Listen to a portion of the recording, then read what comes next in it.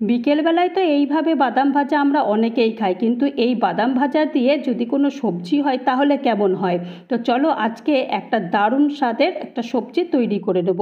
তো বাদামগুলো তো ভালো করে ভেজে নিয়েছি, ভেজে নেওয়ার পর তারপরে বাদামের খোসাগুলো ভালো করে ছাড়িয়ে এখন রেখে দিয়েছি। তারপর এখন গ্যাসে কড়াই বসিয়ে দিয়ে একটু সর্ষের তেল গরম করতে দিয়ে তারপরে 4টে শুকনো লঙ্কা ভেজে নিয়েছি।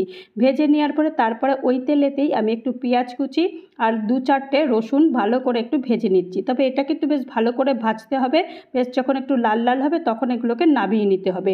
তো এখন দেখো লাল লাল হয়ে গেছে, এগুলোকে নামিয়ে নিয়েছি। নামিয়ে নেওয়ার পরে তারপরে একটা মিক্সিং জার নিয়েছি, জারের মধ্যে বাদামগুলো নিয়েছি আর এখানে পেঁয়াজ আর রসুনগুলো নিয়েছি। নিয়ে ভালো করে এটাকে পেস্ট করে নিয়েছি। পেস্ট করে নেওয়ার পরে তারপরে একটা পাত্রের মধ্যে ঢেলে দিয়েছি। ঢেলে দেওয়ার পরে তারপরে এখানে একটু কাঁচা পেঁয়াজ নিয়েছি আর নুন নিয়েছি, শুকনো লঙ্কা নিয়েছি, বেশ ভালো করে একটু মেখেছি। মেখে নেওয়ার পর তারপরে আরও একটু টেস্টের জন্য এখানে সর্ষে তেল দিয়েছি। সর্ষে তেল দেওয়ার পরে তারপরে এই বাটাটা ভালো করে এটাকে মেখে নিয়েছি। আর এখন যা সুন্দর এখন গন্ধ বেরোচ্ছে না, এই বাটাটা গরম গরম ভাতের সঙ্গে দুর্দান্ত লাগে। তো তৈরি হয়ে গেল আমার বাদাম ভর্তা।